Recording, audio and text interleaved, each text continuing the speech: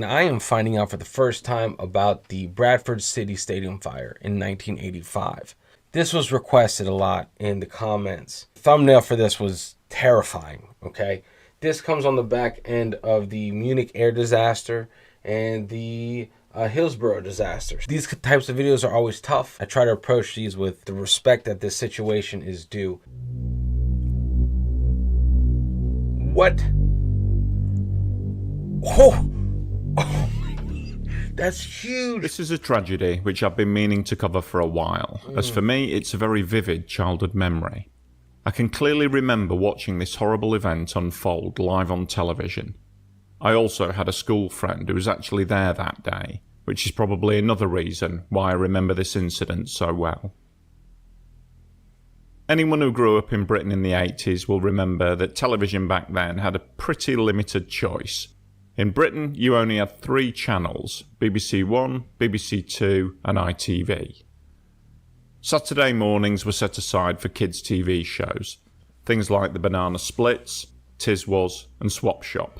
But by midday, these were over and the programming turned to sports coverage. BBC One aired a show called Grandstand and ITV showed World of Sport. I seem to remember that these programmes would go on all afternoon, so by now me and my brother had usually gone off to do something else.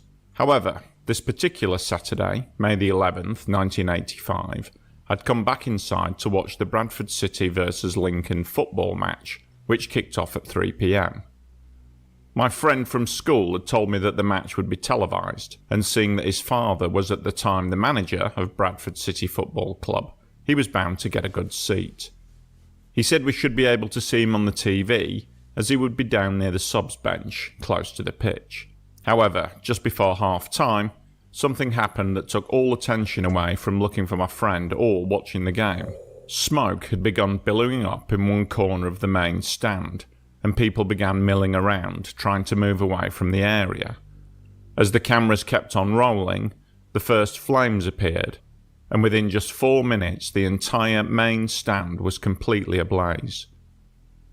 Totally stunned by how fast things got out of hand, I had no idea that I was watching an event that would go on to become one of British football's deadliest incidents. Wow. The city of Bradford is situated in the county of West Yorkshire in the north of England. Its heyday was back in the Victorian time as a 4 minutes? Oh my God, that's quick. That's very quick. That's too quick. Oh my God, no. That's way too quick. No. There wasn't enough time, right? That's oh my God. Major textile centre. Indeed, many of the massive Victorian textile mills are still standing to this day. The mass influx of workers and the rapid growth of the city meant that there was a need for leisure and sports facilities, and so the sports ground known as Valley Parade was built in 1886. Wow. It was originally home to the local rugby club, but after the formation of Bradford City FC in 1903, it hosted football matches as well. Okay. The original stands were very basic, and in 1908, the decision to upgrade the main stand was taken. This new stand was a mammoth structure for the time, able to hold over 5,000 seated spectators with room for many more standing spectators to the front. The stand was built against a small hillside, with concrete front terraces. To the rear, thick wooden beams were embedded into the hillside, which in turn supported wooden planking floors and wooden benches.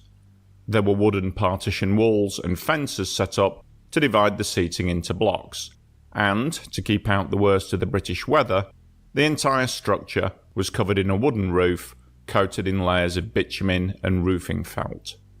Entry was through a series of 4 narrow turnstile corridors which gave access onto the upper part of the main stand.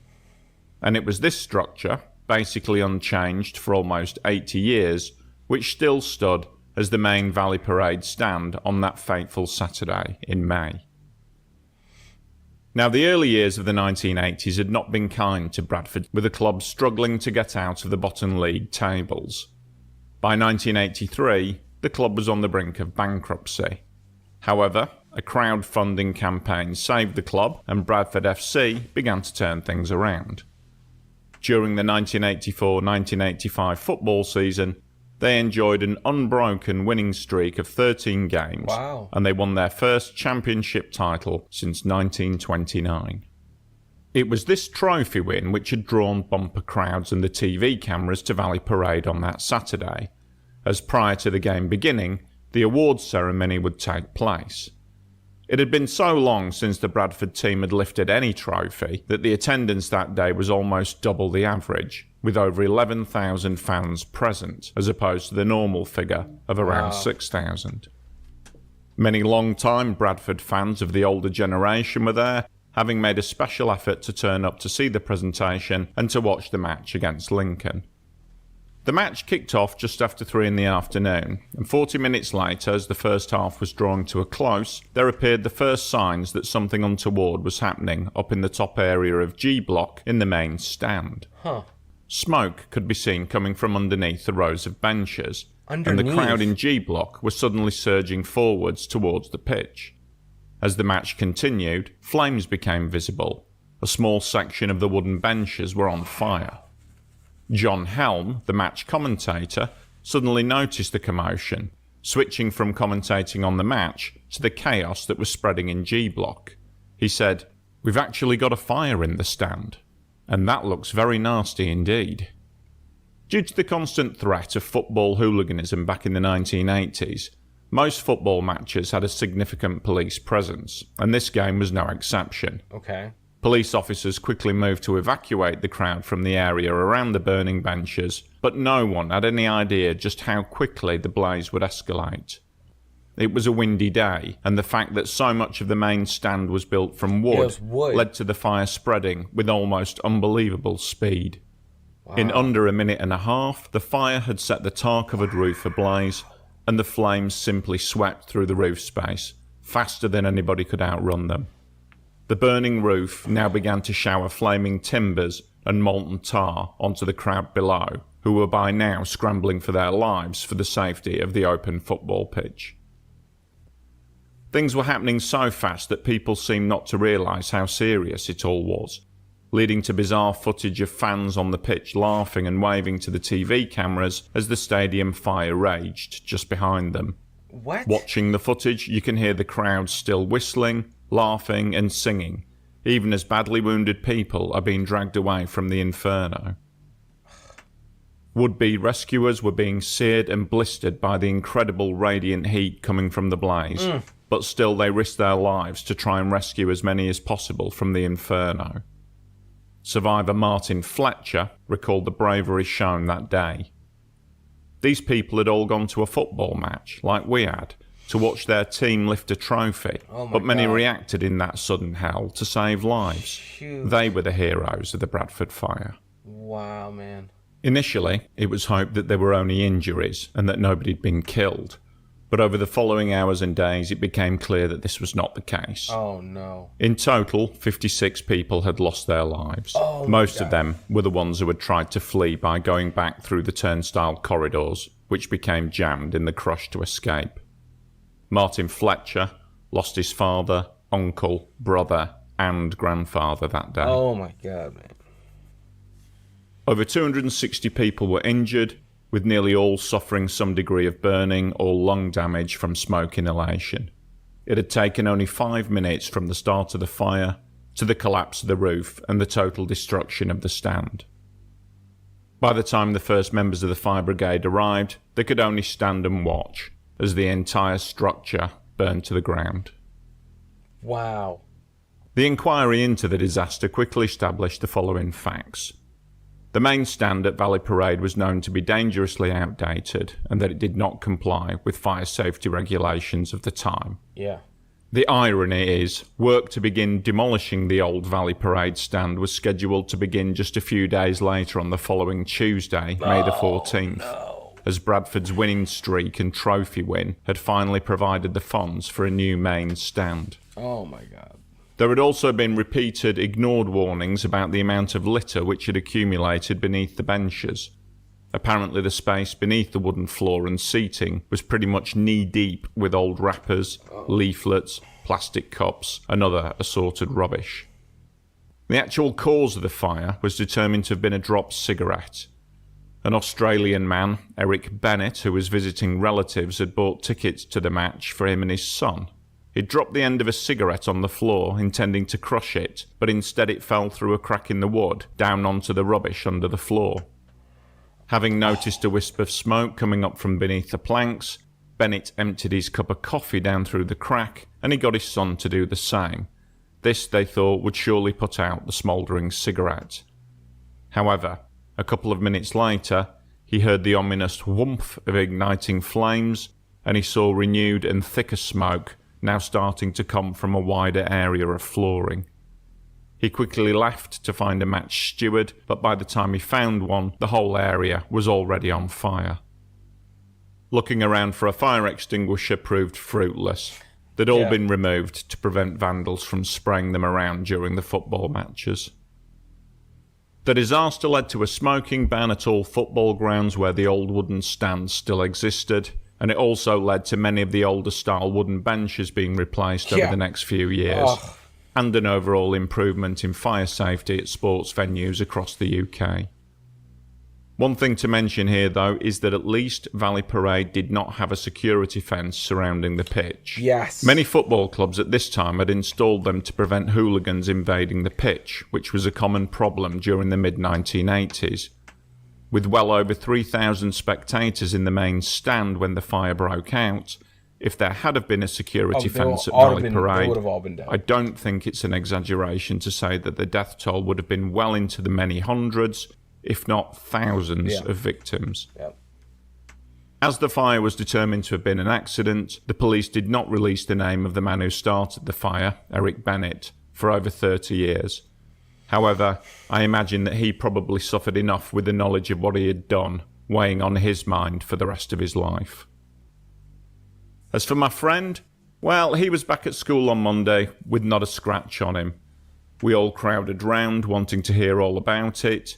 Had he been in danger? Was he close to the fire? What had he seen? Now, he played the story down, but yes, he had in fact been very close to the fire. But luckily, he'd got onto the pitch early. He was okay, so we were all relieved, although I'm guessing he did get a bit fed up with having to tell us the story over and over again that week. In 2015, a memorial service was held in Bradford to remember the 56 who died, and a memorial plaque is situated in the new Valley Parade stand. To see at first hand just how fast the fire spread, I've included a link in the description which shows the actual television footage just as it was broadcast back in 1985. But as with any material of this nature, viewer discretion is advised. We're not going to do that. Wow. 56 people. Oh my God. Well, it's all wood. It's all wood. And that is a tragic result from a complete accident. Like, I mean, you can't really blame the dude that put the cigarette out, tried to. You know, you can't really blame him. But man, thank God there was no barriers, or else that I could just that last video, right? Just that last video that we had done. It was, oh my goodness, the Hillsborough disaster. If there was barriers here, I feel like it would have been easily in the thousands, because those turnstile things, they're not good. They don't allow a quick exit. Neither does the barriers. But wow, man, that's tough. That's just so tough as a football club, as a sports club, as families, as fans, as visitors, as sports. The whole of sports loses when there's a tragic event like this, and no one wins. All the knowledge that we gain, all the stuff that we learn from tragedies like this isn't enough to ever downplay how serious this is. What's even worse is that they were scheduled to get upgraded in like the next, I guess during that week. Oh man, that's tough. So Man, I don't even know what to say. That's a rough one, guys. Let me know in the comments. Do you know anyone that was there? Do you know anyone? Were you guys? Do you know anyone affected by this? This is just massive. 56 is 56 people. Like 56 sports fans. 56. I don't know. That's tough. I'm always at a loss for words on these videos, guys. And I thank you for bringing me in on these events, because I didn't know this had happened. I didn't know something like this could have happened. But I mean, it makes sense. A wooden stadium, you're able to smoke on stadium grounds. It's all wood. There's probably trash. Like, it's just a perfect storm of, oh man, it's just a perfect storm. It's just a shitty moment. That sucks. And my heart breaks for the 56 and the families that were affected, and the sports club and the city. Like, it's just a massive loss. Anyway, guys, oh my goodness. Anyway, this was great. Thank you for letting me know. This wasn't great. Thank you for letting me know about this. Now my knowledge has expanded. Now I'm in it. I'm in this. So much love, guys. Make sure you unplug and do something legendary, and stay safe out there. Until next time, later.